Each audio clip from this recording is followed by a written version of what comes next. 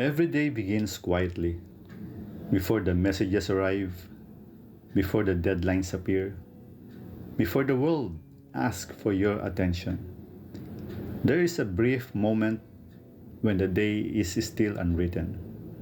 Many people believe that success is determined by major decisions, life-changing opportunities, or extraordinary talent.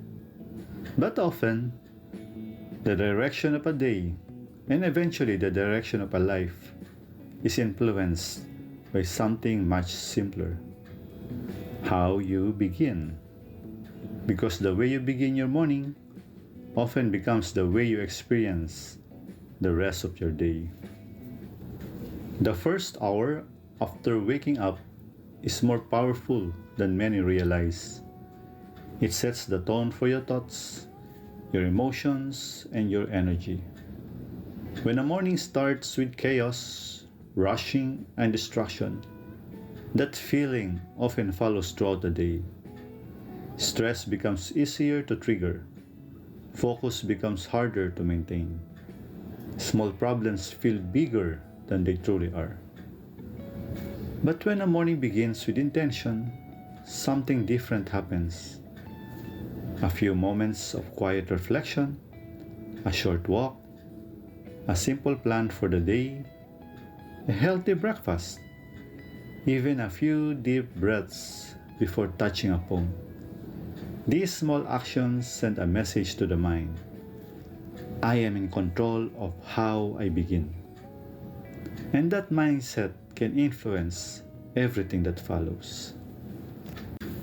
Mental clarity is not something that appears by accident. It is often the result of habits repeated consistently.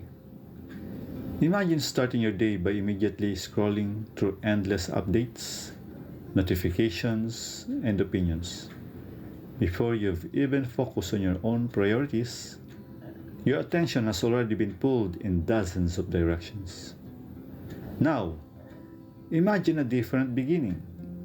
You wake up, you sit quietly for a few minutes, you review your goals, you identify the most important task for the day. The difference may seem small, but its impact can be significant.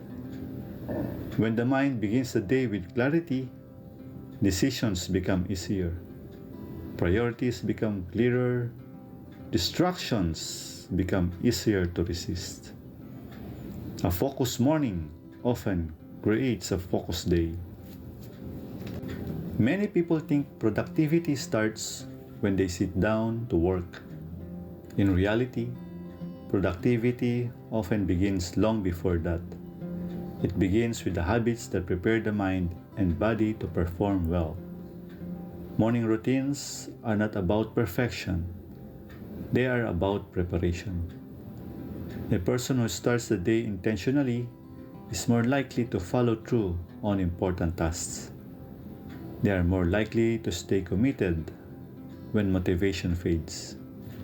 They are more likely to make progress toward goals that matter. The most successful days are rarely built on sudden bursts of inspiration.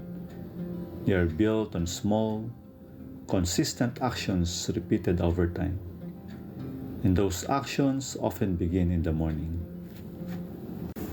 You do not need a complicated routine. You do not need to wake up at 4 a.m. You do not need to transform your life overnight.